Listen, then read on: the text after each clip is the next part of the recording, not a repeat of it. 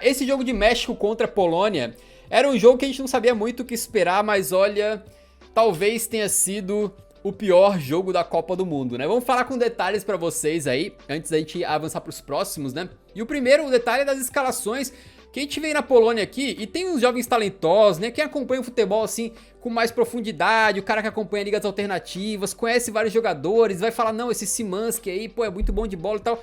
Mas assim, obviamente o foco era o Lewandowski, talvez ali no Zielinski também, que é um grande meia lá do Napoli, pra Polônia. E enquanto o México vinha aí com uma seleção aí com alguns jogadores renovados e com ele, o mestre Ochoa chegando pra sua quinta Copa do Mundo, amigo. É a terceira que ele joga, tá? Parece que as duas primeiras ele não jogou, mas ele estava lá e não é à toa que você vai pra 5 Copas do Mundo.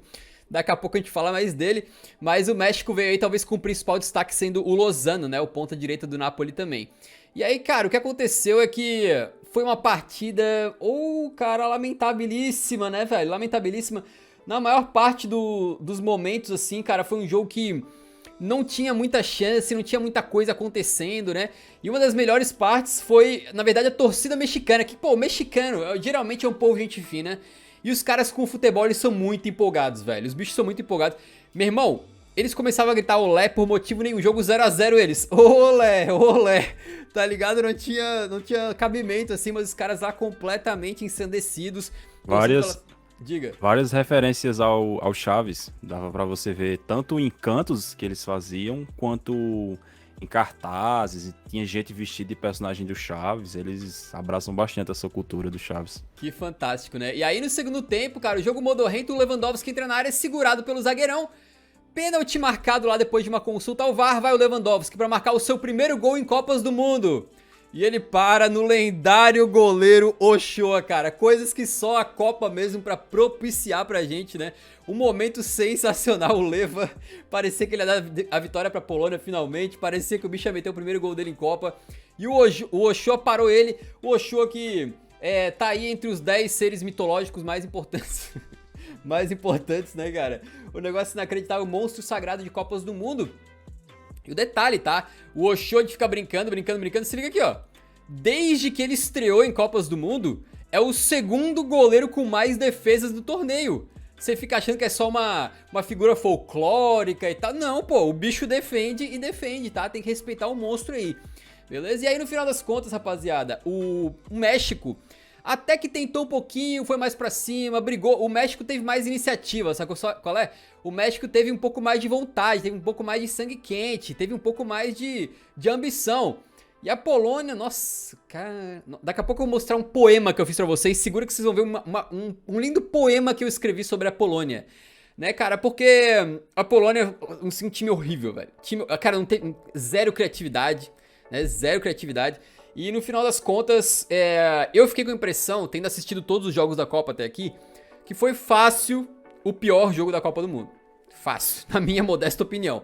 Foi um jogo muito amarrado, mal teve finalizações, tá ligado? Daqui a pouco vocês vão ver uma coisa que eu vou falar sobre o Ochoa, que é chocante, né? Se a gente puxar os dados aqui, vocês podem ver que fica comprovado que o México foi um pouquinho mais pra cima, né? Tiveram mais posse de bola aí, finalizaram mais vezes. Aí tem gols esperados, que a Polônia teve um pouquinho mais, mas é porque pênalti é mentiroso. Se não me engano, pênalti é 0,8 de gols esperados. Então, se tirar o pênalti, contar só jogadas criadas mesmo, o México foi um pouquinho melhor aí, apesar de não ter conseguido fazer lá grande coisa. E aí, cara, eu cantei a pedra assim, ó. Esse jogo foi tão ruim, irmão, mas tão ruim, que o Ochoa, que a grande coisa que ele fez na partida foi pegar um pênalti só isso, vai ser eleito o melhor do jogo. Quer ver só? Eu falei lá no Twitter e não deu outra, rapaziada. Aqui, eleito oficialmente Ochoa, o melhor do jogo. O que ele fez no jogo? Pegou o pênalti e fez uma outra defesa. A outra defesa foi uma bola que veio no meio do gol. Ele simplesmente pegou assim, ó. Ou seja, foi a defesa mais fácil da Copa, tá ligado? E o cara foi eleito o melhor do jogo porque, tipo, não teve destaque nenhum. Não aconteceu quase nada no jogo inteiro, sacou? Foi um jogo assim, foi horroroso. Quem ganhou foi quem perdeu o jogo, né? Então, Yuri, o que tu achou dessa partida aí? E tem que ser sincero, teu olho dá aquela pescada assim, começa a fechar, assim, tu começa a brigar pra ficar acordado ou não? Cara, esse jogo é um jogo de risco, porque assim, a gente acorda muito cedo. Você não tanto, se bem que seus horários é meio zoado, mas a gente aqui no Brasil, cara, é 7 horas da manhã o primeiro jogo, né? Então a gente acorda muito cedo. E aí quando chega nesse jogo da 1 da tarde, meu irmão, Aquele jogo horroroso, modorrento, nada acontece feijoado, o jogo não sai do canto, ninguém cria nada. Você começa a sentir os efeitos de ter acordado tão cedo, sabe? Aí você começa a dar aquelas... Sabe, o seu pescoço começa a querer cair, assim, a sua cabeça começa a querer dar aquela caidinha pro lado. Os caras realmente não estavam ajudando, cara, porque, assim, realmente foi um jogo muito horrível, cara. Não tem condições, assim. E, tipo, não é que, meu Deus, tinha muitos jogadores engessados em campo, ok, principalmente pelo lado da Polônia, né? A Polônia é uma seleção... É sem dúvida uma das seleções da história do futebol, né? Com certeza. É uma das seleções. Que, assim, é o que você falou, o camisa 10 dos caras é o Krychowiak, né, Eu até botei aqui de sacanagem, né? A Polônia já começa errado, porque o Krychowiak é um camisa 10 limitadíssimo, né? É o volante, é um volante daqueles assim, né, que não tem tanta qualidade, né? Lamentável. E assim, não é um começo super empolgante de Copa do Mundo, né? Porque a gente tá no dia 3 e já teve aí uma coleçãozinha de jogo ruim. E tá começando a me preocupar. Eu cheguei a falar antes da Copa do Mundo que eu tava com medo dessa ser uma Copa muito cansada. Porque os jogadores estão tudo desgastados, cara. Eles estão super cansados. Eles jogaram uma cacetada de jogo aí nesse segundo semestre. E não tiveram tempo de descanso e preparação pra Copa. Parou o futebol de clubes e eles correram direto pro Catar pra jogar a Copa. Uhum. Então, assim, você vê que os caras não estão com... As seleções, elas não estão no seu melhor, porque elas não puderam se preparar. Elas se reuniram... Sim, diga. O que eu ia te falar é exatamente isso. Tu falou de cansaço. Eu até não achei que as seleções estão muito cansadas fisicamente. A única seleção que eu achei que tava pregada em um momento, assim, foi a seleção de Gales, né? Que, tipo, metade do segundo tempo os caras estavam mortos já. Mas, por exemplo, hoje México até mostrou uma intensidade durante a partida. No jogo que a gente vai falar daqui a pouco da Tunísia também, a Tunísia brigou o tempo todo. Só que parece que, como elas vieram e, tipo, poucos dias depois já estavam estreando na Copa, não tiveram muito tempo de treinamento, não tiveram aquele período que em Copas anteriores fazia 1, 2, às vezes 3 amistosos antes da Copa. Sim. Elas estão desconectadas, tá tipo um catadão de jogadores ali que não necessariamente tá sabendo jogar um com o outro. E aí tá tendo umas partidas dessa aqui que, cara, México e Polônia é bola pra um lado, rebate pro outro, volta pra um, rouba pro outro, aí desarme pra lá, desarme pra cá, e tipo jogo mesmo, tipo jogada criada, triangulação, linha de passe, chute a gol, raríssimo, quase nada, saca? É o Campeonato Brasileiro, né, cara? Quem é acostumado a assistir Campeonato Brasileiro sabe que tem vários jogos que é assim. É um time brigando pra ver quem agride mais a bola. Ah, não, eu agrido mais. Não, eu agrido mais. Aí fica os dois espancando a bola, não sai nada de bom e tá isso, cara. Assim, eu espero que isso seja coisa de primeira rodada. E quando chegar, por exemplo, lá pra terceira rodada, começar as fases de nocaute, que as coisas melhorem, né? As seleções elas estejam mais entrosadas, os times estejam mais encontrados, os jogadores mais em forma, com mais confiança, porque realmente assim, é um começo deprimente, cara. Como eu disse, são 3 dias de Copa e na minha visão já teve pelo menos 4 jogos ruins. Ruins mesmo. Tipo, eu vi gente falando, não, mas tem que ver, os caras estão brigando. Não quer saber se eles estão brigando, filho.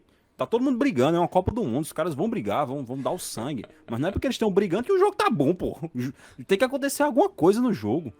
A pessoa não liga a TV pra ver os caras dando carrinho, se matando. Não, eu quero ver alguma coisa acontecendo no jogo, pô. Não acontece nada. Esse jogo aqui, cara, assim, se a pessoa quiser saber assim, o que aconteceu no jogo, mostra os melhores momentos. Basta mostrar o pênalti e a batida do pênalti, o show defendeu, pronto, acabou. Você já entendeu o que aconteceu no jogo, foi isso? Exatamente isso, cara, assim... E teve uma boa defesa do Szczesny, isso, depois do pênalti. E de resto, cara, não tem muito o que salvar, não, sinceramente. Não, teve um momento que eu tava, tipo, torcendo pra acontecer alguma coisa. Acho que foi o próprio Krychowiak pra pegar um pouco mais no pé dele, assim. Ele arma um chute de fora da área, eu falei, e agora? Aí o bicho manda na lua, eu, tipo... Naquele momento eu sentei pra trás da cadeira e falei, porra, não dá, esse jogo não dá mais, cara, desisto, tá ligado? Cara, sempre acontece isso. Sempre acontece isso nesse tipo de jogo. Tem um jogador que nenhum dos dois times tá conseguindo produzir alguma coisa, aí ele pega a bola e pensa, não, eu vou resolver esse jogo agora. Aí ele dá uma bica, mas a bola vai longe, mais longe, que meu Deus do céu, filho. Não dá não, velho. É tenso, né? Aí, rapaziada, a Polônia, cara, um time tão ruim, mas tão ruim. O Lewandowski, ele perdeu o pênalti. Mas, cara, na moral, dá pena, velho. A bola não chega, realmente. Tu espera do craque que ele vai fazer alguma coisa diferente. Tu espera, por exemplo, como foi do Messi, daqui a pouco a gente vai falar daqui a pouco, né? Que o cara, no momento de adversidade, ele pega a bola e acha um lance, faça alguma coisa diferente, vá pra cima e consiga resolver. E o Lewandowski vem sendo cobrado porque em momentos de decisão, por exemplo, na Champions League pelo Barcelona, ele não conseguiu fazer a diferença. E hoje, cara, a questão do pênalti perdido obviamente pesa nas costas dele, mas fora isso, eu vou te falar, cara, só se ele fosse lá na volância pegar a bola e saísse driblando todo mundo como se ele fosse o Messi mesmo, porque, cara, não chegou uma bola pra ele finalizar. Na real, acho que bem no comecinho do jogo deu uma cabeçada que, tipo, bateu em alguém lá. Mas foi isso, assim, é muito triste, pô, a situação do cara, mano. Eu acho que ele bateu mal o pênalti, sabe? Bateu. Quando ele correu pra bola, ele deu uma inclinada no corpo, assim, que tava muito na cara que ele ia bater naquele canto. E é uma coisa curiosa sobre o Lewandowski, cara. Ele é estatisticamente falando, ele é um dos melhores batedores de pênalti do mundo.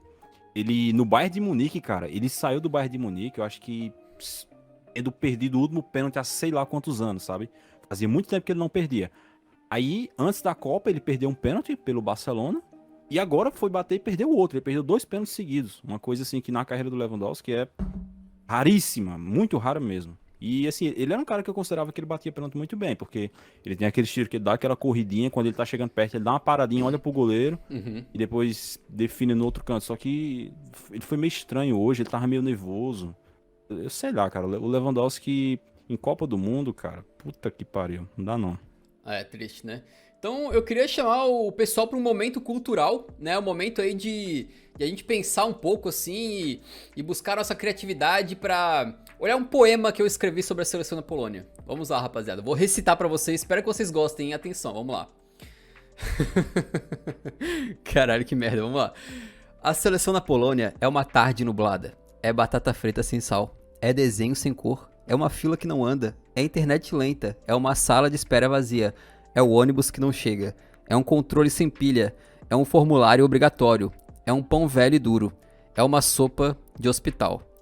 A seleção da Polônia é a coisa mais sem graça e entediante que eu já vi na minha vida, cara. Horrível, horrível esse time. Aí me levou no momento de inspiração. Imagina, eu tava olhando no jogo, não tinha nada acontecendo no jogo. Eu falei, porra, vou fazer alguma coisa na minha vida, vou fazer um poema. Aí eu fiz um poema sobre a Polônia, tá aí. Momento. Quando acabar a fase de grupos, a gente poderia fazer um ranking das piores seleções, sabe? Pega as 16 eliminadas e tenta elencar. Acho que a Polônia vai estar lá em cima nesse ranking. Cara, de repente nesse ranking ela fica em primeiro em alguma coisa, né, cara? Porra. Assim, sei lá, cara, Pô, é a Polônia, tá ligado? Não dava pra esperar tanta coisa assim, mas confesso que eu esperava um pouquinho mais dos caras, né? Especialmente do Lewandowski. Eu esperava que o Lewandowski, assim, a gente sabe que o Lewandowski não vai receber muitas bolas jogando por essa seleção. Mas a gente espera que quando chegue, ele consiga meter lá no gol. E na última Eurocopa, a Polônia também foi eliminada cedo, mas o Lewandowski saiu da Eurocopa com 2 ou 3 gols. E um deles foi um puta de um golaço de fora da área. Então eu esperava que ele fosse mais ou menos ser esse tipo, especialmente porque agora ele tá no auge, ele vive a melhor fase da carreira dele nos últimos 2 anos, 3 anos aí. Mas acabou que ele teve a chance ali de dar a vitória, né? A Polônia poderia ser líder conjunta agora, junto com a Arábia Saudita, e não vai ser por causa dele, né? Então se chegar lá no final da fase de grupos e a Polônia não se classificar porque ficou faltando 2 pontos ali, vai cair nas costas dele. Argentina 1, Arábia Saudita 2. Vamos começar do começo, porque isso aqui tem muita coisa pra falar. A galera tá se divertindo no chat, que é até bonito de ver tanta alegria, cara. Olha só a emoção da rapaziada. Mas vamos lá. Bom, começa com as escalações dos dois times, né? Que a gente vê aqui no time da Argentina era mais ou menos o que era esperado, com o Papu Gomes ganhando a vaga aqui. No lugar do McAllister, né, e tal. É um time da Argentina que, cara, são mais ou menos os caras que vêm jogando e estavam muito bem, não é à toa. A gente vem chamando aí e falando do histórico da Argentina faz um tempo, né. Enquanto a Arábia Saudita entrava em campo com caras que, cara, tem algumas pessoas que vão saber quem são esses caras aqui, sinceramente, né. Tem uns comentaristas cracassos lá, o Rafa Oliveira lá. Que isso, cara, o bicho tava com uma análise lá e sabia quem era cada um, sabia o caminho de carreira de cada um desses malucos aqui. Eu não vou fingir que eu sei, não sabia e não sei. E fui pro jogo sem saber. E conheci alguns no jogo e me surpreendi muito positivamente, né, cara? A Arábia Saudita já tinha dito no episódio de ontem que vinha de jogos tomando muito pouco gol. Era sempre 0x0, 1x0, 0x0, 1x0. Mas eu falei, tá, era contra seleções mais fracas. Quando pegar a Argentina, uma seleção mais forte, vai tomar uma piabada, né? E não foi o que aconteceu, a gente vai saber muito bem disso aí, né?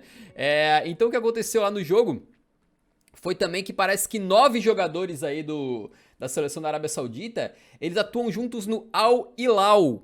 Então eles podem ter se aproveitado bastante de um entrosamento prévio aí nos seus clubes, né? No clube, na verdade, né? Então isso aí pode ter ajudado a seleção. E também uma coisa que talvez muitos não sabiam, e eu não sabia também, tá? E é legal a gente falar aqui porque é muito importante pra entender o que aconteceu hoje, é a figura deste cidadão aqui, tá? Ele se chama Hervé Renard, ele é o técnico da Arábia Saudita, e se liga... O Jamie Lannister. O Jamie Lannister. Exatamente, Não, o Jamie tá Lannister, depois que parecido. acabou Game of Thrones, foi treinar a Arábia Saudita. E se liga no histórico do cidadão, cara. 2012 ele vence a Copa Africana de Nações com Zâmbia. Eu não sabia. 2015 ele vence a mesma Copa Africana de Nações, que não é fácil, tá? Geralmente é bem disputada, com a Costa do Marfim.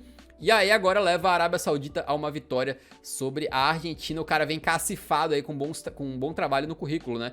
E o jogo começa o seguinte, o Messi vai, já quase marca um gol logo de cara. Aí depois dá um pênalti, que eu achei mais ou menos discutível, porque ontem teve um pênalti no Maguire, pra mim muito mais do que esse pênalti que foi marcado hoje pra Argentina e não deram.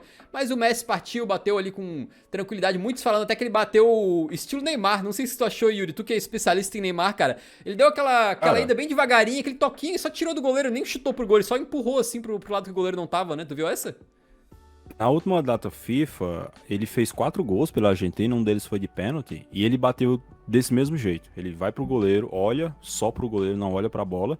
Quando o goleiro define, ele rola do outro lado. Eu acho que ele deve realmente ter pegado algumas dicas com o Neymar, porque o Neymar é quem é especialista em bater desse jeito. E esse foi o 7º gol da Argentina em Copas do Mundo. E aí, pra quem não assistiu o jogo, qual que foi a toada do primeiro tempo? A Arábia Saudita, cara, muito corajosa, tá? Marcando lá em cima, mordendo a marcação, adiantando as linhas, lá pra frente mesmo. E aí a Argentina tava jogando de uma forma que eu achei muito estranho, cara, porque eles praticamente abriram mão de ter meio campo e estavam jogando tipo assim, uma linha de 5 no ataque, às vezes 4, às vezes 5. E lá atrás os defensores tentando fazer ligação direta. Então mal tinha jogada que vinha pelo meio campo, sabe? Os meio campistas ali, o Depou, o Paredes. Eles iam buscar a bola lá na defesa praticamente e tentavam fazer os lançamentos direto pros caras que estavam no ataque. Então ficava no ataque o Lautaro Martinez, o Messi, subiu o Di Maria de um lado, subiu o Papu Gomes do outro, já eram 4. Às vezes subiu o Tagliafico, ficavam 5. E aí era lançamento direto. Com isso eles conseguiram criar muitas chances, cara. E tiveram 3 gols anulados, né? Diga. Eles se afobaram, porque assim, a Argentina tava vencendo o jogo tava no começo. Eles poderiam ter começado a tocar mais a bola, deixava 2 caras mais à frente, outros achavam mais pra conseguir manter a posse. E eventualmente eles iriam encontrar esses espaços, porque a Arábia Saudita tava subindo demais. Mas eles começaram toda bola, cara, era lançamento ou então uma afobação muito grande. Eu lembro que teve uma jogada ainda no primeiro tempo que o Messi faz a jogada e o Lautaro vai fazer a ultrapassagem e o Lautaro ele se afoba e ele entra em posição de impedimento. Sendo que era só ele ter esperado 1 segundo e ele entrar em posição totalmente legal, sozinho, com cara a cara com o goleiro. Eu acho que é nessa então, que ele destrói o goleiro só com uma meia pedalada ali, dá uma finta assim, né? Sim. O goleiro cai. Ele teve 2 gols anulados. Teve um que foi de cavadinha e esse que ele driblou o goleiro. E eu não consegui entender a estratégia da Argentina. Porque assim, tudo bem, eu entendo o nervosismo, porque quase todos os jogadores da Argentina estão jogando a sua primeira Copa do Mundo. Então, queira ou não queira, isso faz muita diferença. Não é todos ali que tem a experiência do Messi, a experiência do Di Maria, o Otamendi, que é ruim, que dói, mas enfim, tem experiência pra cacete. Mas eu não consegui entender por que o Scaloni não corrigiu isso, sabe? Por que ele não deu uma segurada, deu uma conversada, chamou o Messi, que é o capitão, e falou, ó, conversa com os caras, fala pra dar uma segurada, pra manter a posse de bola, pra não ficar forçando a barra em lançamento.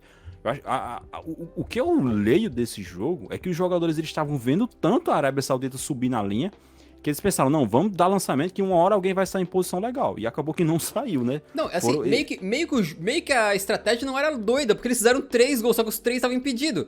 E aí teve um gol, por exemplo, que foi um impedimento assim, olha isso aqui, cara. Até a galera ficou falando, não, o que tava impedido? O pelo do sovaco do cara, mas pô, tá o ombro na frente. É por 2 centímetros? Mas o impedimento semiautomático junto com o VAR, cataram o impedimento do Lautaro Martinez. Então foi um jogo no primeiro tempo que a Argentina tentou muito esses lançamentos. E se eles tivessem se posicionado um pouquinho melhor, não muito não, cara, um pouquinho segurado assim, um passo pra fazer a corrida antes de receber a bola, eles poderiam ter metido 3, 4 no primeiro tempo. Então foi um jogo que eles tiveram um volume de jogo, apesar de jogar de uma forma bizarra. Eu cheguei a twittar que do jeito que eu via a partida, Pra mim, teve momentos que a Argentina tava jogando num 5-0-5. Era bizarro. Eram os defensores lá atrás, os volantes voltando pra aquela linha de defesa também, e tentando a ligação direta pra 5 atacantes lá na frente. Não existia meio campo na Argentina. Foi um negócio, assim, muito estranho. De qualquer forma, eles poderiam ter vencido no primeiro tempo com muita folga, e parecia que no segundo tempo eles poderiam também ampliar. É aí que veio a parte ruim, né? O segundo tempo começou pros argentinos, obviamente. O segundo tempo começou, esse camarada recebeu uma bola na ponta esquerda, o Al-Sheri meteu o cruzado e aí empatou o jogo e a galera já tava, nossa, empataram o jogo, Argentina, kkkk, só que poucos imaginavam que logo depois um camarada chamado Al-Dawsari, que parece que é bola, né, fez uma jogadaça no bico da área, tinha uns dois marcando ele, escapa da marcação, puxa pra fora e mete uma finalização na diagonal assim do goleiro Martínez, que toca na bola e não consegue pegar. A Arábia Saudita vira o jogo em 9 minutos do segundo tempo. E agora, depois que acontece isso aqui, a Argentina fica ainda pior, cara. A Argentina fica mais bagunçada, fica zoada e simplesmente não consegue ter a força pra virar, né? E o mais bizarro de tudo é que a gente, vem lembrando milhares de vezes aqui, cara. A Argentina, né, aquela coisa. Eles não tomavam 2 gols, pra vocês terem uma ideia. Eles não tomavam 2 gols numa partida desde junho do ano passado, era 1 ano e meio sem tomar 2 gols. Eles não perdiam uma partida desde 2019. Eram mais de 3 anos, beleza? E aí eles foram deixar pra perder pra Arábia Saudita na estreia da Copa do Mundo, cara. É um negócio maluco, acho que pouquíssimas pessoas esperavam isso aí, né? E essa questão dos gols, né, dos gols cedo, mostra também como eles estão um probleminha psicológico, né? Porque, sinceramente, cara, o que aconteceu com a Argentina depois do primeiro gol, que por um acaso é um gol que o Romero é destruído, é o Romero que tava jogando pouco pelo Tottenham, parecia que ele tava se poupando pra Copa do Mundo, chegou lá e fez esse papelão, porque ele simplesmente é destruído no primeiro gol, o cara tira ele pra merda, como se ele fosse um zagueiro qualquer, e depois que toma o primeiro gol, cara, a Argentina ela se desespera de um jeito que parecia que eles já estavam perdendo o jogo. E aí começa a perder posse de bola estúpida no próprio campo, não conseguem mais trocar 2 passes. E aí, filho, o segundo gol, cara, assim, é um golaço, né? E é um gol que vem de um rebote, né? Porque tem uma finalização dentro da área, bate acho, na cabeça do Otamendi, e aí eles não conseguem pegar a segunda bola, sobra pro cara e ele faz o gol. E aí, daí pra frente, foi um show de horrores, porque a Argentina, ela vem criar uma chance depois do gol de empate, já lá, falta 20 minutos depois. Eles passam um bom tempo ali sem conseguir produzir absolutamente nada. Então, a bola chegava no Di Maria, ele não conseguia fazer nada. A bola chegava no Messi, não conseguia fazer nada. Ele coloca o Julián Álvares, coloca o Lisandro Martínez, que pra começo de conversa eu nem entendi por que o Lisandro Martínez não é titular nessa seleção. O cara é um dos melhores zagueiros da Premier League. O Otamendi é titular nessa seleção da Argentina, o Lisandro Martínez não é titular. Mas enfim, né, problema deles. E aí você vê que a Argentina, cara, é um caso tão curioso, porque na última Copa a gente viu que eles estavam uma desorganização total e que eles não estavam com um psicológico bom, né? Estavam se desesperando muito fácil. E aí passam 4 anos e meio, a Argentina consegue construir um time bom, o Messi tá numa fase muito boa, tá uma liderança absurda, todo mundo gosta dele, o vestiário tá unido. E mesmo assim os caras sofrem do mesmo problema. Levam um gol, o psicológico vai pro ralo, vai pro buraco e eles não conseguem se recuperar. Agora a questão é se eles vão conseguir se recuperar pro resto da Copa, né? Porque se perder o próximo jogo, filho, um abraço pra Argentina. Até fica a gente até puxa aqui para um tema que é o seguinte, né? Se os argentinos quiserem um consolo, a Espanha também perdeu na sua estreia lá em 2010, né? Pra Suíça e depois acabou levando a Copa do Mundo mesmo assim, né? Então, assim, não é que tá enterrado, ainda tem chance, até porque o empate entre México e Polônia ajudou muito a Argentina, porque nenhuma das duas seleções se descolou muito. Né, elas estão ali com 1 ponto cada uma e isso pode ajudar muito a Argentina na classificação. Então não é terra arrasada, só que os caras, assim, se eles tropeçarem mais uma vez, eles estão dando sopa pro azar, porque a Arábia Saudita, em teoria, era uma seleção que a gente esperava que todo mundo fosse ganhar. Agora, depois de ver os caras jogar, eu já mudei de ideia completamente. Eu acho que se a Arábia Saudita jogar o que jogou hoje contra a Argentina e México e Polônia jogarem o que jogaram hoje também, a Arábia Saudita vai tirar mais pontos desse grupo. Porque os caras jogaram muito bem, cara. Tu pode falar que talvez eles não tenham a melhor técnica e tal, mas os caras, muito comprometidos. Eles foram com uma tática muito arriscada de marcar em cima contra uma Argentina boa, né, cara? Marcaram em cima, morderam na marcação. quase tomaram uma goleada, mas com as linhas de impedimento que eles conseguiram montar de forma certeira, mantiveram no 1-0. No segundo tempo não abriram mão da sua forma de jogar, viraram a partida. E, cara, os caras muito rápidos, muito fortes fisicamente, em vários duelos, cara. Lançavam um atacante, lançava o Lautaro, por exemplo, lançava o Julian Álvares na correria. E os árabes aqui, o pessoal da Arábia Saudita, os sauditas, na verdade, ganhavam na correria, ganhavam no corpo. Então eles, cara, vão dar muito trabalho nesse grupo. E passou a ser provável, até não diria que é improvável, não. Eu não imaginava isso antes, mas passou a ser provável que a Arábia Saudita classifique nesse grupo pro mata-mata. Uma coisa que pouca gente colocava nas suas previsões aí, né, cara? Então, um negócio realmente impressionante. Se a gente for olhar aqui as estatísticas da partida, a Argentina, obviamente, teve muito mais posse de bola, né? Teve muito mais finalizações. E nos gols esperados, é mais ou menos aquela crueldade do futebol, né? Aquela coisa assim, que se acontece com você no Futebol Manager lá, você fica indignado. Porque a Arábia Saudita criou 0,14 de gols esperados, ou seja, isso aqui é uma medida da qualidade dos gols, qualidade das chances criadas, né? Eles criaram chances pra fazer 0,14 gols, digamos assim, essa é mais ou menos a interpretação. E fizeram 2. Então eles tiveram uma eficiência muito acima do normal estatisticamente, né? Para as chances que eles criaram, os caras estão de absoluto parabéns. E o melhor do jogo acabou sendo esse goleirão aqui, ó. O camarada chama Al-Owais. Melhor do jogo contra a Argentina, fez 5 defesas, meteu 2 cortes, né, quando ele sai na área assim pra se antecipar um atacante, e acabou sendo eleito o melhor do jogo. Cara, teve uma defesa que ele fez que é brutal, velho, é brutal. Tipo, é dentro da área, assim, uma bola que sobra, não sei quem é que finaliza, mas tava muito perto do gol, e tem uma foto que foi tirada, cara, o gol abertão assim, ó, e a bola indo em direção ao gol, mas ele conseguiu chegar ainda e catou. Então ele foi muito bem, né? Tu quer destacar mais alguma coisa desse jogo? Ficou faltando uma estatística aí, né? Que ele acertou um strike no companheiro dele. Eu ia falar disso daqui a pouquinho. Na real, eu já vou botar agora pra gente ver, então. Porque isso aí foi pesado. Puta, cara, é difícil gravar o nome. Al-Owais, ele saiu do gol, meu irmão. Mano, cara, ele saiu muito maluco, cara. Na moral, ele deu... Cara, essa joelhada na cara do cidadão aqui, do time dele, né? Uma joelhada em outro saudita aqui. Cara, muito triste, cara, porque parece que o cara se arrombou mesmo. Ele caiu no chão e o jogo nem parou. O pessoal continuou jogando porque era finalzinho de jogo já, nos acréscimos. Então, eu acredito que qualquer jogador que estivesse ali na situação dos argentinos, a não ser que tenha visto muito claramente o lance, ia pensar que era cera, né? Mas no final das contas não era cera. E eu não consegui confirmar essa informação aqui com o jornal oficial, mas tem gente dizendo que ele quebrou realmente ossos da face e tá indo direto fazer cirurgia, né? No hospital aí. Então esse camarada aqui, que é o Al-Sharani, sofreu essa joelhada na cara e, meu irmão, cara, foi pesado assim o lance, né? Depois que mostrou. E já é o segundo nessa Copa do Mundo, né? Que a gente tem um jogador assim com uma lesão muito, muito séria. O outro tinha sido goleirão do Irã, né? Que tinha dado uma narigada no seu próprio colega e também saiu de campo todo grog, parece que tinha quebrado o nariz, assim, tava feia a situação. Não, o do Irã foi azar. Só que esse daí, sinceramente, eu achei que foi meio responsabilidade dele.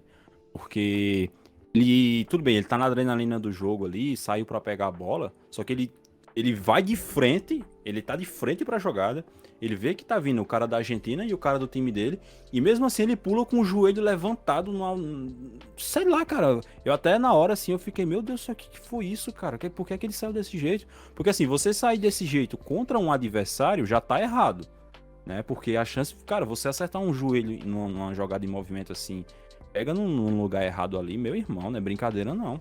É joelho, cara, joelho. Não, e é o goleiro saindo com tudo, tá ligado? Pra tirar uma bola no final da partida, assim, com toda a vontade do mundo. Tipo assim, o impacto foi muito forte. Não é que ele subiu reto, ele veio assim, de cara, né? Pra mim não faz o menor sentido ele sair desse jeito, cara. Ele poderia ter feito até coisa pior. Ele fraturou a mandíbula, o rapaz aí que eu não lembro o nome.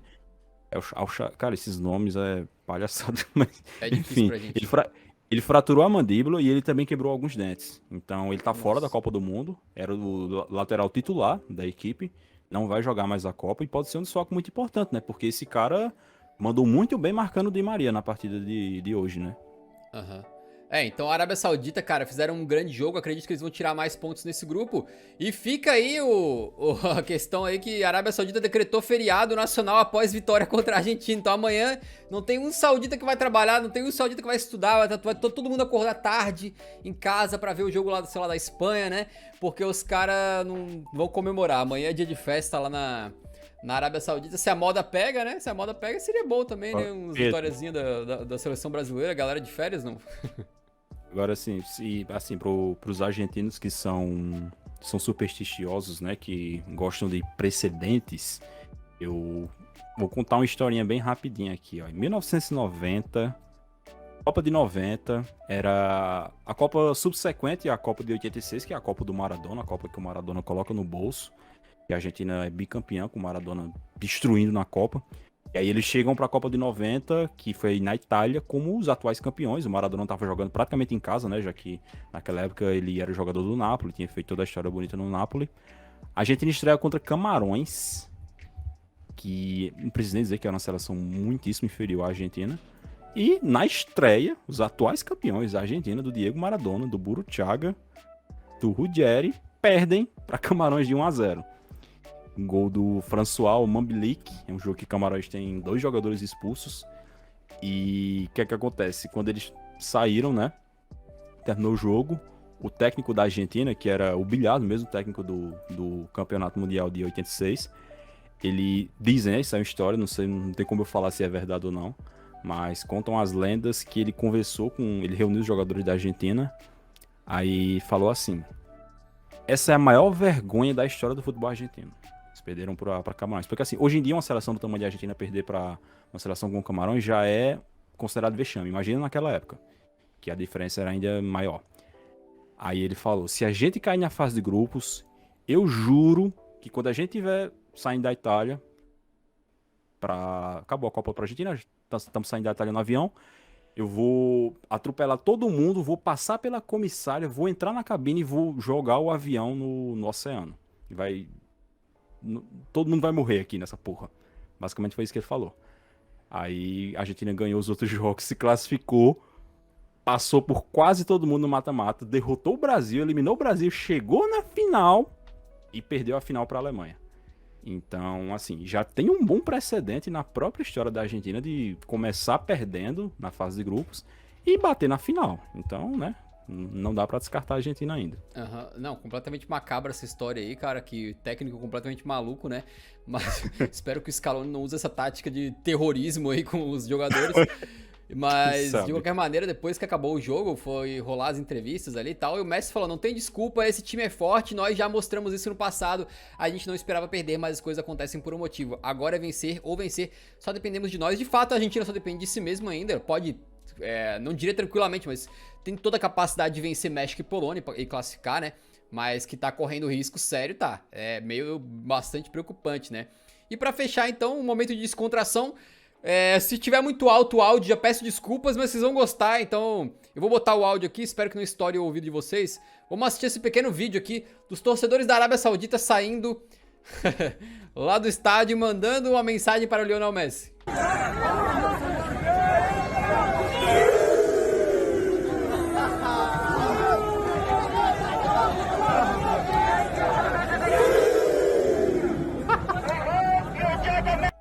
Simplesmente os sauditas metendo o si do Cristiano Ronaldo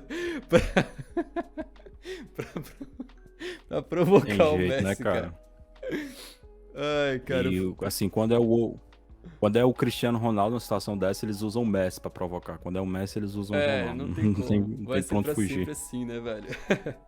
Do jogo da Dinamarca contra a Tunísia, né? Um jogo que, cara, a gente tinha muita expectativa sobre a Dinamarca, que ela vem sendo apontada por muitos, inclusive por nós aqui, como uma das grandes favoritas a ser uma seleção que pudesse surpreender nessa Copa do Mundo, né? E eles vieram com um time bem interessante, a gente conhece aqui alguns jogadores, o Schmeichel, uma lenda já da seleção, né? O Kjaer aqui, um bom zagueiro já veterano, o Christensen do Barcelona, o Højbjerg muito bem no Tottenham, o Eriksen, que, né, não tem como não torcer pra esse cara, o cara quase morreu lá na Eurocopa, agora tá voltando a jogar bem, todo mundo torcendo pelo um bom desempenho do Eriksen aqui na Copa do Mundo, né? Enfim, uma equipe muito ajeitadinha e que, assim, cara, mesmo que a gente falasse que eles poderiam ser surpresa, a Dinamarca nunca foi um time, assim, de, porra, dar show, né? Encantar, nossa, meus olhos brilharam, que ela jogou um futebol que parecia o Brasil de 70. Nunca foi assim, mas eles sempre tiveram um time, nos últimos anos, né, bem treinadinho, os jogadores conseguindo fazer seu papel e conseguindo desempenhar até melhor na seleção, às vezes, do que nos seus clubes, né? Os caras que já jogam junto há algum tempo, tem um elenco coeso, consegue resultados que às vezes não é nenhuma goleada, é 2x0, 2x1, 1x0 e tal. Daí foi pegar a Tunísia, a gente esperava que poderia ganhar. Só que a Tunísia também é outra seleção que conseguiu mostrar algo que talvez a gente não esperasse, né? A Tunísia conseguiu se impor ali muitas vezes no meio campo, conseguiu jogar de forma equilibradíssima o primeiro tempo, né? Eles tinham bastante força física, conseguiram ganhar muitos duelos. O jogo, e eu não acho que foi um jogo cansado, eu acho que foi um jogo que a galera dos dois lados estavam batalhando por todas as bolas, assim, correndo muito, se esforçando muito, mas faltou mesmo talvez mais entrosamento, mais jogada, mais qualidade técnica mesmo, e realmente não foi uma grande primeira etapa, e também até pra surpresa de todo mundo. Na Dinamarca aqui contra a Tunísia, a Dinamarca até teve mais posse de bola, mas quem chutou mais, ou pelo menos quem tentou mais, foi a Tunísia, né? Os caras tiveram aí um bom desempenho, cara. E aí até eles tiveram um gol que foi bem anulado, né? Sinceramente, a bola enfiada aqui, ó, o cara, porra, ele leva o campo inteiro e faz um gol ali, mas bom, o VAR tem acertado todas nessa Copa do Mundo, sem nenhuma exceção por enquanto, até nos lances mais polêmicos tu fala, porra, VAR tá roubando pro Qatar, como foi na estreia, né? Aí depois tu vai olhar e, porra, na real que o VAR acertou, né? Então tá assim, e a Dinamarca também teve um gol anulado depois, né? Uma bola que é enfiada aqui, esse camarada que tá, acho que era o Dansgaard, faz a jogada toda, depois sobra pro Skov Olsen, que finaliza, e o gol acaba não valendo, né? E no final das contas também foi um jogo assim muito pegado, muito brigado e tal, mas que faltou inspiração, faltou beleza, faltou alguma coisa um pouquinho melhor, né? Acabou 0x0 a partida, né, entre Dinamarca e Tunísia aí, e a gente esperava um pouquinho mais da Dinamarca, principalmente. Agora, uma coisa que tem que se ressaltar é a força da torcida da Tunísia, né? A gente tem várias torcidas dando show nessa Copa do Mundo. A mexicana, fantástica, gritando o tempo todo. Cada bola roubada, os mexicanos gritavam. A torcida da Arábia Saudita também fez uma boa festa no estádio. E a da Tunísia também completamente empolgados, lá cantando bastante. Então essa parte aí foi bem legal, né? Os caras aqui totalmente apoiando a seleção de forma incrível. E também tivemos um lance nessa partida que, cara, eu queria te perguntar, Yuri, se no Brasil, no seu time, o atacante se chama Cornelius e o cara perde este gol aqui, velho, num campeonato importante como é a Copa do Mundo. Se liga só, a bola sobrou no segundo pau pra ele. Cara, ele é meio pesadão. Eu até brinquei que ele é tipo um Giroud sem o talento, porque o Giroud é talentoso, né? Mas ele é um Giroud, tipo um cara grande e mais lento, assim, sem talento. Porque o cara, nossa, todo pesado, parecia um robô, e não no sentido de um robô androide, assim como o Cristiano Ronaldo e Haaland, no sentido de robô, assim, sabe? Aquela coisa dura, assim, velho.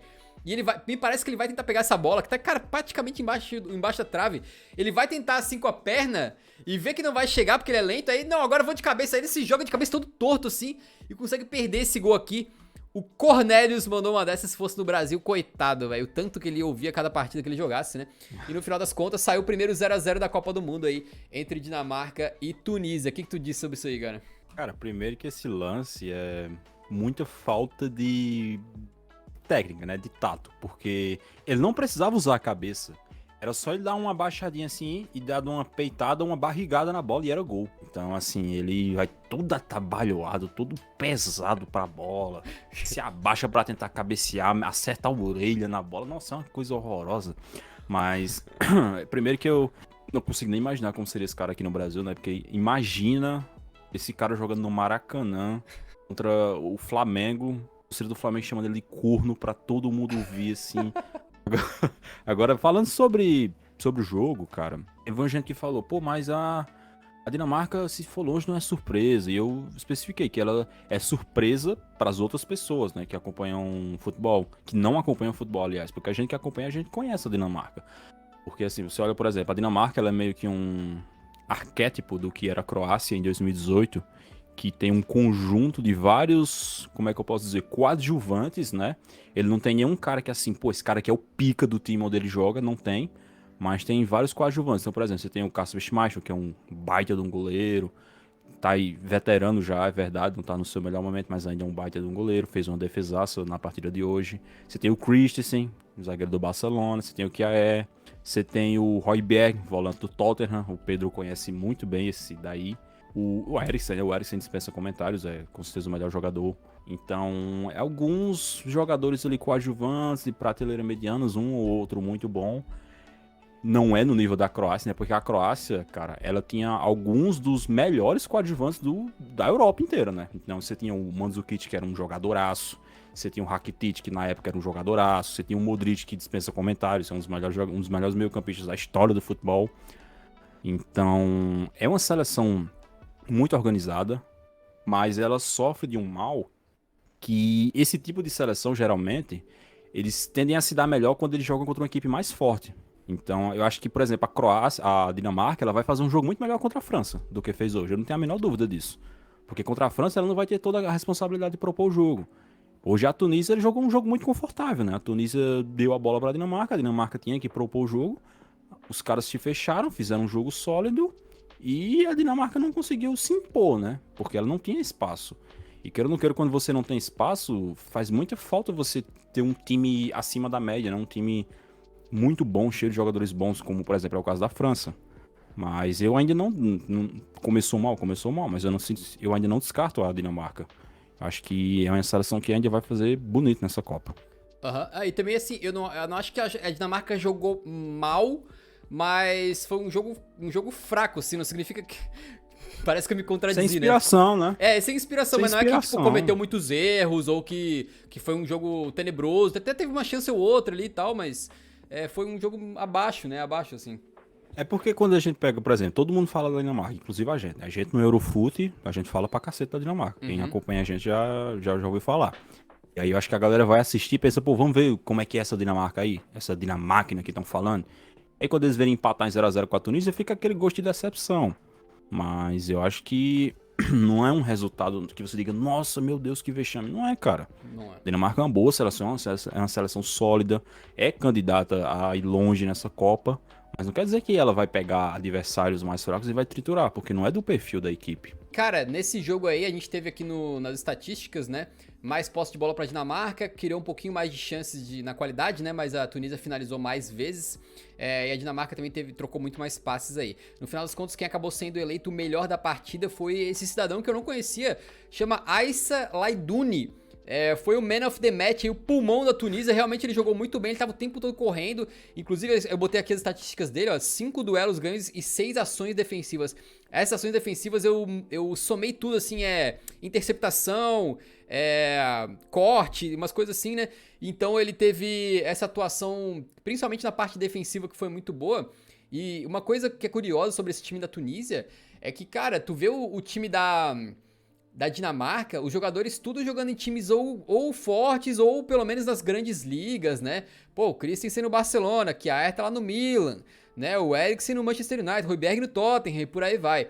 E aí os jogadores da Tunísia, meu irmão, tudo jogador de liga mais fraca, ou talvez um jogador ou outro dos países mais importantes, mas aí tipo o cara joga na segunda divisão, sacou assim? No nível dos jogadores, assim, parece que eles conseguiram entregar muito mais do que se esperava dele. E esse Laidouni, por exemplo, que foi o melhor da partida, joga no Ferencváros. Então, tipo, porra, é outro nível, assim, se comparar em termos de jogador por jogador, né, com os jogadores da Dinamarca aí. E aí, com esse 0x0 e somando o 0x0 de México e Polônia também, se liga na estatística deliciosa, rapaziada, dessa Copa do Mundo. Vocês vão agora babar, hein? Vocês vão babar agora. Presta atenção, hein? Empates por 0x0. Só hoje, 2. Na Copa de 2018 inteira, apenas 1. Curiosamente, foi Dinamarca e França também na Copa de 2018. Então, cara, esperamos não ver mais isso aqui, né? Porque esses foram jogos que realmente deixaram decepcionar, né? E também, assim, cara, Copa do Mundo, porra, reunião de países, tem torcida, tem todo o ambiente, tem toda a história, tem retrospecto, tem tática, estratégia, tudo é uma briga. É muito legal, mas tudo tem um limite, né? Com 40 minutos de jogo entre México e Polônia, não tinha tido uma finalização certa no gol. Cara, 40 minutos de jogo, eu tava tipo, cara, não é possível, né? Eu tava já me arrependendo de ter assistido essa partida aí. França contra a Austrália fizeram um jogo que a França, apesar de ser uma seleção muito mais forte, é colocada por todo mundo entre os top 3 favoritos pra Copa do Mundo, tinha muita desconfiança por causa de resultados recentes que não estavam muito bons e também por diversas lesões que eles estavam sofrendo aí e ficando sem jogadores no seu elenco, né? Então eles chegaram com alguns desfalques, entraram com esse time aqui em campo, né? Eu destaco o trio aqui da frente de Giroud, Mbappé e Griezmann, que tu destacou lá, que é o mesmo de 2018, né? O Dembélé na ponta, Tchouaméni do Real Madrid com esse cidadão aqui, Rabiot, no meio campo também. E aí os caras vieram pra enfrentar um time da Austrália que muitos disseram que é um dos piores times da Austrália aí nos últimos anos, ou nas últimas décadas até. Mas o que aconteceu de fato foi que logo no começo da partida, meu irmão, um camarada chega na ponta direita e dá um corte e deu muita pena, porque o Lucas Hernandes cai que nem um saco de batata no campo, cai totalmente destrambelhado ali, até vi o pessoal brincando, não, aposentaram o Lucas Hernandes, mas foi triste, porque depois ficou claro que ele teve uma lesão que parece séria. Ele sozinho, irmão, o cara nem tocou nele, e ele esticou a perninha assim pra tentar desarmar, e naquela esticada de perna deu alguma merda ali, o cara caiu e foi tenso, né? E foi lesão do joelho, e a gente sabe que joelho, cara, pra dar uma merda. Inclusive, quem tá muito preocupado numa hora dessa é o Bayern, né? Porque ele é titular do Bayern de Munique, um dos melhores defensores da equipe, e lesão de joelho tem que torcer pra não ser uma coisa mais séria, como uma lesão do ligamento, por exemplo, que poderia tirar ele até do mata-mata da Champions. Veremos. Aí no lugar dele entrou o irmão, né? Que foi uma coisa bem interessante. Aí nessa mesma jogada, a bola vai lá no segundo pau e o Goodwin faz o gol e abre o placar pra Austrália. Até brinquei aqui, né? Goodwin em inglês é boa vitória. Acabou pra França, né? Mas, cara, a França não demorou muito pra conseguir reagir. E aí o Rabiot empata de cabeça numa bola que vem lá da ponta esquerda. E, cara, o Rabiot, assim, parece até perseguição, né, velho? Parece perseguição. Mas, cara, é o jogador mais mediano que eu já vi. Né? Eu não sei como é que ele consegue jogar em time grande, seleção grande, ser titular da França. Mas a verdade é que ele vem fazendo uma boa temporada, tem que dar o braço a torcer. Inclusive, tem uma estatística, eu não vou lembrar exatamente o que é, tá? Mas eu vou falar mais ou menos por cima, só pra vocês terem uma ideia o que poderia ser em linhas gerais. É mais ou menos tipo, nessa temporada ele tem 5 gols, e nos últimos 100 jogos ele tinha 5 gols, saca? Então ele vem conseguindo produzir mais ofensivamente, apareceu de cabeça e empatou o jogo. Tá aí o Mbappé faz uma jogada deixando o Rabiot toca pro Giroud empurra. E aí, meus amigos, 50º gol do Girouzão pela França, né? E depois, cara, o Griezmann se movimenta muito bem, recebe uma bola na ponta direita, manda pro meio pro Mbappé. E aí, me diz aí se vocês têm um amigo que vocês conhecem, no chat diz aí, né? Um amigo na peladinha que ele perderia esse gol aqui, cara. Mbappé sozinho, né? Não vou dizer que foi a finalização mais fácil, porque veio uma bola meio rápida e no ar. Tipo assim, não foi uma bola rasteirinha que fica mais fácil de chapar. Mas que ele perdeu, ele nem se acreditou, ele tava rindo aqui, né? No chão aqui, ó, a reação do Mbappé ao gol que ele perdeu. Dando risada porque tava 2-1 já, né, safado? Aí... Aí o Yuri tweetou aqui que, cara, não tem jeito, os caras da França são muito bons, não tem jeito. Além de jogarem muito, são fortes mentalmente. A França nem chegou perto de entrar em caos como a Argentina mais cedo. O que eu achei massa é que a gente veio de 2 jogos modorrentos, tá ligado? E aí quando chegou a França, meu irmão, começou o jogo, Dembélé pedalando pra um lado, Mbappé pedalando pro outro, e puxando e metendo na frente com velocidade. Cara, um ritmo de jogo muito intenso dos franceses, saca? Eu falei, caralho, era isso que eu tava precisando. Era isso que eu queria assistir, saca? Um pouco mais de atitude, ir pra cima, vontade e qualidade também, né? E os caras conseguiram impor isso aí. Depois, já no segundo tempo, acho que é, né? Sim, segundo tempo, é uma bola na área, o Mbappé consegue subir no meio de 2 zagueirões altos da Austrália e fazer um gol de cabeça, né? Que não é tanta dele, mas ele faz o 3-1. E depois, contemplem o maior artilheiro da história da França. Exatamente, o Giroud faz mais um de cabeça e mais uma jogadaça do Mbappé. Chega aos 51 gols pela seleção francesa e se torna empatado com o Thierry Henry, com essa linda imagem aqui do BR Futebol, como o maior artilheiro da história da seleção francesa. Cara, não é pouca coisa, não. O Giroud é um cara, velho, que cada dia que passa eu começo a apreciar mais ele. É um jogador que eu não gostava muito na época do Arsenal lá, mas eu passei a admirar muito ele depois. Eu sei por Ele quê. ficou mais... Mas passei a admirar muito ele depois que ele ficou mais velho, cara. É um cara que já foi criticado por ser às vezes, centroavante mais paradão, mais poste, né? Tem aquela piadinha que foi campeão de 2018 na Copa do Mundo sem fazer gol e tal, mas maluco é bom, maluco é brabo, faz golaço pra caramba na carreira. E hoje bateu o 51º gol e vai passar o Henry. Vocês acham que não vai passar o Henry? Vai passar o Henry. E daí pra sempre, irmão. Pra sempre, quando alguém lembrar, porra, Henry jogava pra caralho. Você pode falar, não, jogava. Esse pá foi mais jogador que o Giroud. Mas o Giroud meteu mais gol pela seleção francesa. Então, o jogo acabou 4-1 com a França conseguindo se recuperar de forma até razoavelmente tranquila, né? E foi aquele resultado justo, digamos assim, na análise dos gols esperados aqui pelo SofaScore. 4.18 para a França, 0.43 para a Austrália e acabou de fato 4-1 aí. Então a França meio que depois de tomar aquele sustinho no começo, passou o carro sem muita dificuldade e alguns jogadores fizeram grandes partidas. O Mbappé tava muito querendo ir pra cima, né? O bicho tava com muita vontade, assim, né, cara, de fazer os gols dele e tal. Então foi um jogo bem maneiro de assistir, ainda mais depois de 2 0-0 consecutivos ali. Tu acha que essa França, se continuar jogando assim, é mais favorita pra chegar na final do que a gente imaginava antes? Cara, assim, não me surpreende esse jogo da França, porque mesmo com os desfalques, a verdade é que a França é uma seleção tão talentosa, é uma geração tão fora do normal da França. Eles perdem 6, 7 jogadores muito bons e eles ainda têm um time inteiro de jogadores muito bons. Então, por exemplo, você pode dizer que a França ela perdeu aquele fator elenco que ela tinha antes, né? A França, quando você viu o elenco da França, você falava, pô, os caras têm um time titular absurdo e ainda tem um time reserva absurdo. Não tem mais isso, só que uma Copa do Mundo tem 7 jogos, sabe? Então, de repente, eles podem nem precisar de um time reserva absurdo, porque eles não tinham na última Copa. Quando eles foram campeões de 2018, o elenco da França era aquele, tinha um time titular muito bom, muito bem encaixado, e os reservas, pô, tinha até o Remy na reserva, cara. Não sei onde é que tá o Remy hoje em dia, deve estar aposentado. Mas, assim, é uma seleção, cara, que dá gosto de ver jogar. Eu torço pra seleção brasileira, isso não é segredo pra ninguém. Mas acho que a parte da seleção brasileira, a França é a seleção que eu mais gosto de ver jogar. Isso já tem algum tempo.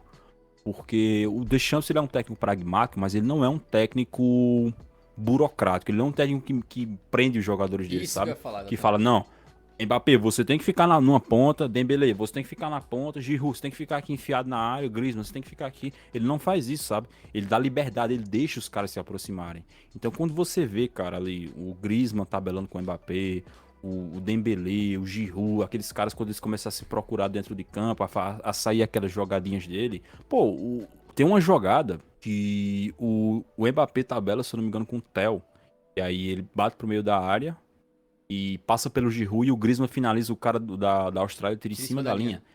Ia ser um golaço, cara, porque foi uma jogada muito bonita.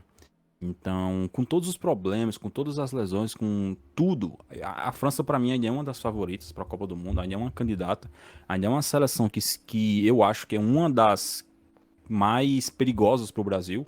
Primeiro pelo histórico, né, que o Brasil é freguês da França, isso todo mundo sabe. Segundo, pelo time, né. E aí, quando você junta tudo isso, e você pega o craque do time, não é mais o Griezmann. Em 2018 era o Griezmann, agora é o Mbappé. E o Mbappé, ele tá simplesmente voando. Cara, o Mbappé, ele tá voando. Ele tá na ponta dos cascos. É um cara que corre numa velocidade absurda, tem uma explosão absurda, não cansa. No jogo de hoje ele tava dando pique, o jogo faltando 5 minutos pra acabar, ele tava dando pique na lateral, correndo atrás de bola. E tá numa fase muito boa. Hoje ele fez gol, ele deu assistência, ele criou jogadas, ele foi pra cima. Ele é um cara que erra, mas ele, mesmo ele errando jogadas, ele não para de tentar. É um cara que não se esconde de jogo, né? A gente pode falar qualquer coisa do Mbappé. Perde gol, é perninha, não sei o que, mascarado, caralho a quatro, mas é um cara que não se esconde de jogo, é um cara que vai pra cima. Ele assimila muito isso do Neymar, né? Que o Neymar também tem essa personalidade de não se esconder de jogo e sempre tá buscando a bola, de sempre tá indo pra cima. Então, é uma seleção muito perigosa, começou muito forte, teve um começo forte não só do time, mas dos seus principais jogadores, porque é sempre muito bom quando os seus principais jogadores fazem gols, jogam bem pra ganhar confiança, porque confiança, pô, é uma das coisas mais importantes que tem no esporte. Então, assim, é para ficar preocupado com essa seleção da França, que os caras não estão pra brincadeira. Não vai acontecer, porque se acontecer um Brasil e França, tenho certeza, né, eventualmente aí que o Tite não seria maluco nem em nenhuma possibilidade, assim, a chance é 0-0-0. Mas no mundo hipotético, já pensou o Mbappé partir pra cima do Daniel Alves, cara? Eu sabia que você ia falar isso, cara. Nossa, chega a dar um... Ai, meu, não fala isso não, cara. Ai, meu Deus do céu. Cara, tá maluco, O filho. Mbappé comeu o lateral direito da Austrália ali com farofa, velho. O bicho botava na frente, o cara não aguentava mais, cara. Ele come a maioria dos lateral direito do planeta com farofa, cara. É fácil. O Real Madrid, cara, que é o Real Madrid, eles não conseguiram deter o Mbappé na última Champions. Eliminaram o PSG? Eliminaram o PSG. Só que o Mbappé jogou pra caralho nos dois jogos. Ele jogou pra caralho no Parque dos Príncipes e ele jogou pra caralho no Santiago Bernabéu. Então, assim, é aquele negócio, né? O pessoal detesta o Mbappé, o pessoal tem raiva do Mbappé. Mas ele é chato pra caralho de se enfrentar. Essa aqui é a verdade. E assim, eu não quero que ele trombe com o Brasil. Vai enfrentar a Argentina, vai enfrentar a Espanha, a Alemanha, Portugal, seja lá quem for, e que algum outro consiga dar cabo dos caras, porque o histórico pesa, filho. Então, porra, tá aí a França com um início talvez melhor até do que se poderia imaginar, né? Ainda que a Austrália, obviamente, ninguém esperava que fosse ser uma adversária assim tão grandiosa. Mas de qualquer maneira, a França, porra, saiu atrás, virou com tranquilidade, passou o carro em cima. E tem alguns jogadores em fases muito boas. Acho que eles subiram um pouquinho no favoritismo ali, né? Subiram um pouquinho no favoritismo. Se tivesse que botar É, chances assim, eles deram uma subidinha aí depois dessa partida, creio eu, né? e queira ou não queira, ficava aquela questão da dúvida, né? Pô, perderam o Nkunku, perderam o Pogba, o Kanté, o Benzema de última hora, às vésperas, quase nas vésperas da Copa do Mundo. E aí, quando você começa tão bem assim, e com justamente o cara que tá no lugar do Benzema, que é o Giroud, fazendo uma partida tão boa que nem ele fez hoje, você dá uma acalmada nos ânimos, você coloca a bola no chão, baixa a poeira e manda uma mensagem, né? A França fez hoje foi mandar uma mensagem, ó. Descarta a gente não é porque a gente perdeu fulano e ciclano que a gente tá mal das pernas não. Inclusive do próprio jogo eles mostram isso, porque eles perdem o Lucas Hernandes, entra o irmão dele, o Theo, e joga pra caralho. Jogou pra caralho, é Sabe? verdade. Eu acho que foi. Acho que esse pá foi até melhor, porque o Theo, ele é mais ofensivo do que Bem o mais. Lucas, né? O Lucas fica mais e acabou que ele mandou muito bem nas subidas. Tá, tu viu a fofoca, não? Eu vi. Diego Lembrei. Lugano disse que tem contato com alguns jogadores da seleção francesa e que tem muitos jogadores dentro do elenco da França que estão felizes que o Benzema foi cortado, que ele não faz parte mais do grupo, né? Eu vi uma informação na época que ele voltou, né? Foi ali, acho que foi por 2021, alguma coisa assim. Na época, eu lembro que eu vi algumas informações que diziam que tinha uma parte do vestiário da França que era contra. Eles não queriam que o Benzema voltasse a ser convocado de jeito nenhum. Só que ele foi convocado mesmo assim, né? Porque ele tava jogando pra caralho naquela época já. O Giroud tava em declínio, naquela época o Giroud tava numa fase horrorosa. E aí tava se aproximando a Euro e tal, os caras pensaram, pô, vamos conversar com o Benzema pra dar um negocinho ali, pra ajeitar, pra ver se ele consegue voltar, porque a gente vai precisar dele. E acabou que mesmo com uma parte do vestiário, uma parte do elenco ali não querendo que ele voltasse, ele acabou voltando. Voltou, jogou bem, fez 4 gols na última Eurocopa, mas tem isso, né? A verdade é que uma parte ali do vestiário nunca vai aceitar ele, pelo lance com o Valbuena.